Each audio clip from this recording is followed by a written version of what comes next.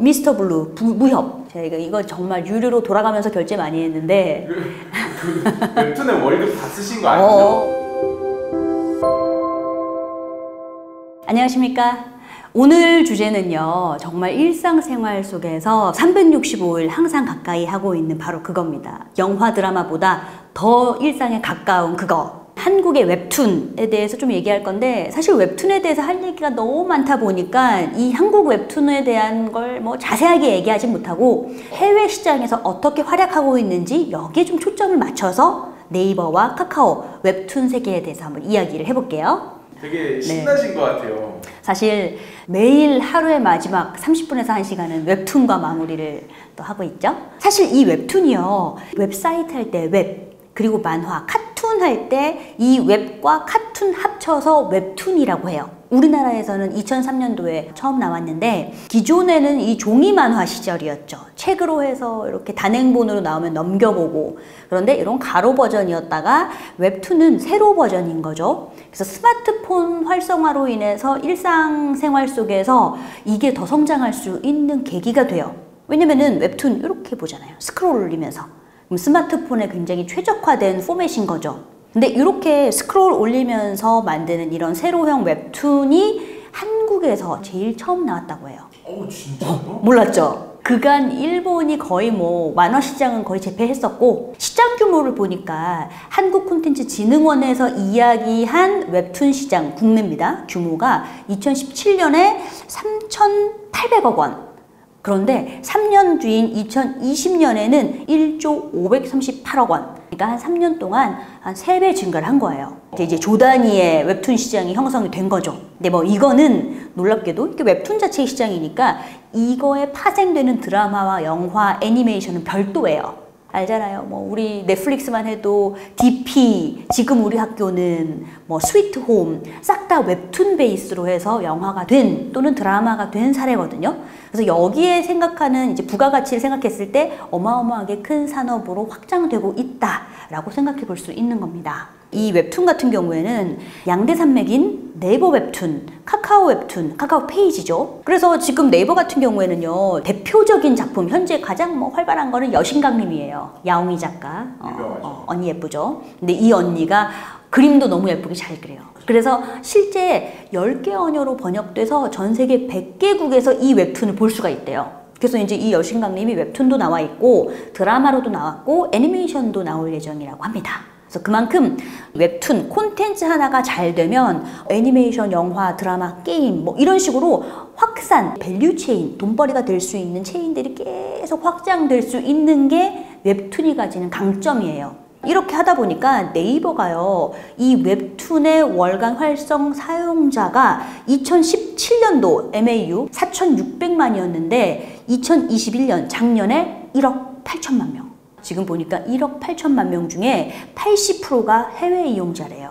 그래서 네이버 웹툰 인기가 너무 많으니까 막 OTT, 넷플릭스나 이런 애들도 이거 달라, 우리도 만들래 라고 해서 실제 영화화, 드라마 된 케이스가 계속 생겨나고 있으니까 이제는 이 네이버 웹툰 위상이 높아졌어요. 해외 쪽을 제가 봤거든요. 사실 저는 콘텐츠 자체를 몰입해서 보는 편인데 과연 해외에서도 활약을 할까? 어마어마하게 활약을 하고 있었어요. 일본에서는 뭐 1위. 얘네 지금 네이버가 이제 일본에서 라인으로 활동하고 있는데 라인 망가라고 해서 일본 같은 경우에는 네이버가 뭐 1위 하고 있습니다. 그리고 아예 일본에서는 웹툰을 영상으로 제작하는 스튜디오, 그리고 웹툰 자체의 생태계를 활성화해서 작가를 양성하거나 웹툰을 제작할 수 있는 스튜디오도 만들었어요. 예를 들어서 영상화할 수 있기 위해서는 네이버 현지 계열사인 라인 디지털 프론티어, 뭐 CJENM, 그리고 우리가 너무 아는 스튜디오 드래곤, 얘네 셋이 해서 300억 정도 출자해서 합작회사인 스튜디오 드래곤 재팬 만들어서 이거죠. 웹툰 영화화하겠다. 이렇게 만들었고요. 그리고 뭐 스튜디오 툰이라고 해서 일본의 그 TBS 방송사랑 같이 합쳐서 웹툰의 제작과 양성을 도울 수 있는 스튜디오를 만든 거죠.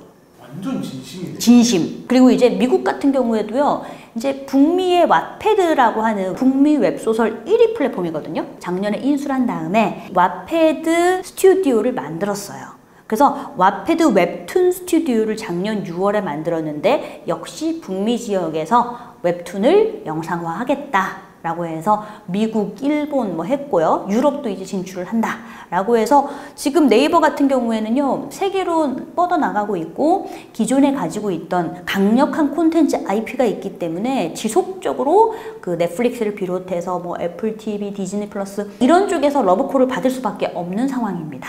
카카오도 상당히 잘 되고 있어요. 카카오, 네이버가 이렇게 있는데 카카오가 설 자리가 있어요? 사실 카카오 같은 경우에는요, 제가 네이버와 카카오, 예전에는 다음, 그리고 레진 코믹스도 정기 결제자였고요. 미스터 블루 무협, 제가 이거 정말 유료로 돌아가면서 결제 많이 했는데 그 웹툰의 월급 다 쓰신 거 아니죠?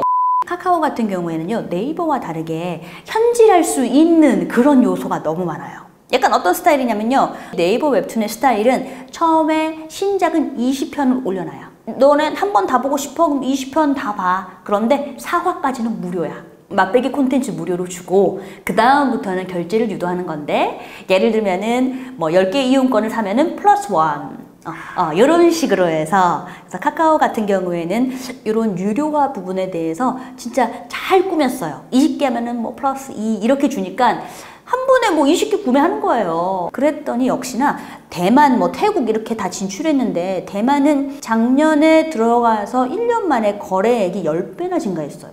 그래서 지금 뭐 하루 거래액 뭐 어마어마하게 증가했고, 태국 같은 경우에도 진출하고 1년 됐는데 가입자나 거래액 모두 2배 가까운 성장세를 보이고 있다. 인도에도 진출했거든요. 근데 인도에 진출한 이런 웹툰 서비스하는 기업은 카카오가 유일해요. 여기는 지금 해외에서 굉장히 선방하고 있다. 그래서 여기는 이거 외에도 북미에서 올해 8월 1일에 합병이 예정되어 있는데 다 얘네 거예요. 지네들끼리 이제 합병시키는 건데, 예를 들면은 장르물 대표적인 타파스라는 기업과 레디쉬, 오리지널 웹소설 가지고 있는 플랫폼, 그리고 이 레디쉬의 자회사인 우시아월드, 얘네들은 판타지 영상 서비스, 얘네 그냥 다 묶어서 합병할 거예요. 그러면 이제 웹소설도 갖고, 뭐 장르물, 뭐 환타지 다 합쳐서 콘텐츠 IP 한 번에 관리하겠다. 그래서 이제 대단히 얘네들이 짱구로 잘 굴리고 있다.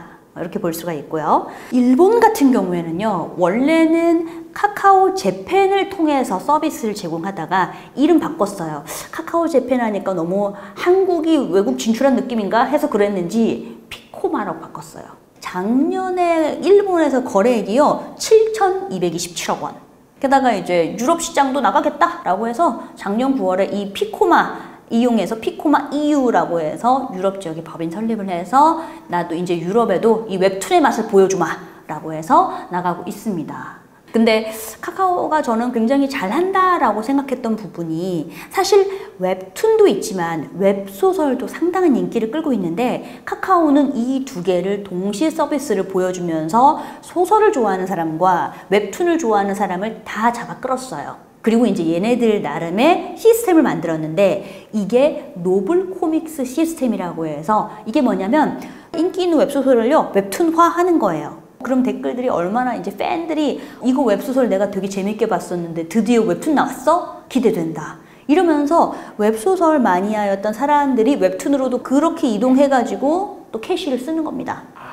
이렇게 끌고 오는 거. 이렇게 끌고 가는 거예요. 그리고 이제 노블 코믹스로 완성된 애들이 또 드라마 영화화 되기도 해요. 대표적으로 지금 김비서가 왜 그럴까? 산의 맞선, 어게인 마이 라이프, 그녀의 사생활, 오솜의 붉은 끝동, 최근에 나왔던 드라마들 모두 웹소설이 웹툰화됐고 드라마로 된 케이스입니다. 그래서 노블 코믹스를 바탕으로 해서 영화화하는 그런 부분, 또는 아예 시나리오 단계에서 같이 하는 것들도 있어요. 예를 들면은 지금 승리호, 넷플릭스에서 나왔던 승리호 같은 경우에는 웹툰과 시나리오가 함께 작업이 된, 연재가 얘가 끝나고 이렇게 나온 게 아니라 연재 중이고 시나리오도 같이 만들어진 케이스가 있는가 하면, 강철비라고 해서 스틸레인, 둘 다 하나가 영화 하나가 웹툰인데요. 이게 지금 얘 같은 경우도 영화랑 웹툰이 세계관이 같이 엮여 있어요. 그래서 이걸 보고 저걸 보고 해야 다 이해가 된다. 여기에 대한 마케터의 또 시각을 좀 정리를 해보자면 여러 개를 한번 이야기를 해볼 수 있을 것 같은데, 무엇보다도 가장 중요한 거는 저는 이거라고 봐요. 이제 이렇게 만화라고 했을 때 야 이거 애들이나 보는 거 아니야? 이런 시대는 끝났다. 왜 애들이나 보는 게 아니냐라는 거냐면 사람들이 지금 현재 즐기고 있는 드라마나 영화 중에 웹툰 베이스로 나온 게 너무 많다 보니까 이제 웹툰 애들이나 보는 거야 라고 할 수 없는 거예요. 최근에 뭐 가장 인기 있었던 예전에 미생도 웹툰이 베이스예요. 진짜요? 네, 저 진짜 재밌게 봤었는데 그러니까 사람들이 미생 영화 드라마를 보고 나서 원작을 보게 되는 거예요. 그리고 신과 함께 웹툰이 기본이에요. 아, 맞아요. 그거는 들었던 것 같아요. 네, 그러니까 이제는 애들이나 보는 이게 아니라는 겁니다. 그만큼 산업이 이 밸류 체인이 쭉 연결됐는데 그 시작점이 웹툰이나 웹소설일 수 있다. 그래서 그만큼 가치를 갖고 있다. 근데 특히 이게 인정받게 된 계기가 있습니다. 유튜브랑 똑같아요. 제일 처음에 유튜브가 나왔을 때는요, 우리 유튜브 영상 올리는 거에 대해서 UCC라고 했어요. 그러니까 한마디로 우리끼리는 그때 이걸 낮게 봤어요. 아, 백수들이나 할 일 없는 애들이나 이런 식으로 약간 낮게 봤거든요. 그런데 구글에서 2003년부터 수익화하겠다. 구독자당, 조회수당 돈 주겠다. 광고 붙이고 이거 할 테니까 한번 해봐. 했더니 양질의 콘텐츠가 쏟아지기 시작한 거죠. 웹툰도 똑같습니다. 수익화, 즉 돈벌이가 되는 게 2013년 전후로 해서 유료화, 부분 유료화 이런 걸 시도하면서 돈벌이가 되니까 네이버만 해도요. 만약에 네이버 웹툰에서 조회수, 광고 붙여가지고 수익이 나온다. 그러면은요, 작가가 갖는 게 매출에서 50에서 70% 정도를 수수료 수익으로 먹는 거예요. 그래서 이제 실제 금액으로 봤을 때요, 이거 보니까 2019년 기준으로 해서 네이버의 연재 작가의 360명, 이 사람의 평균 연봉이 3억. 그러니까 이거를 전업으로 해도 될 만큼 어떤 생태계가 조성이 된 거죠. 그래서 이렇게 공정한 수익 배분이 일어나고 있다 보니 작가들도 아, 내가 셋 빠지게 이렇게 해서 하겠다가 아니라 아, 정당히 웹툰 만들고 거기에 대해서 수익을 받는다. 그러니까 전업 작가라는 게 생태계에서 원활하게 활동할 수 있게끔 이 기반이 마련이 된 거예요. 그리고 시장이 재편되고 있다. 네이버 웹툰, 카카오 페이지 이런 걸로 인해서 기존의 시장은요, 거의 일본이 강세였어요. 해외에서도 슬램덩크, 드래곤볼 뭐 진짜 너무나 인기 있는 것들이 일본에서 많이 출발을 했는데 지금은 한국의 웹툰이 세계적인 위상을 떨치게 되면서 이제 종이 만화가 아니라 스마트폰에서 볼 수 있는 웹툰으로의 시장이 재편되고 있다. 그런데 한국은 거기에서 큰 자리를 차지하고 있다. 일본에선 1, 2위가 네이버, 카카오. 해외에서도요, 우리 거 베낀다고는 대난리예요. 맨날 나오면 그 해적판 돌아다니고 잡아도 또 만들고 또 만들고 이 정도로 인기를 얻고 있는 게 한국의 웹툰, K-웹툰이다. 지금 올해 같은 경우에는 제가 그랬잖아요. 이제 2020년도에 이 웹툰의 이 거래 시장 규모가 한 1조 538억 원이다 라고 했는데 올해는 그것보다 조금 더 성장을 해서 1조 6,590억 원의 시장 전망이 예상된다. 더 성장하고 있다는 뜻입니다. 그런데 지금 이 하나의 문제점은 저는 요거는 그 뭐 기사나 이런 데선 다루지 않지만 제가 워낙 콘텐츠를 많이 보다 보니까 발견된 문제는 공장식으로 찍어내는 경우가 있다.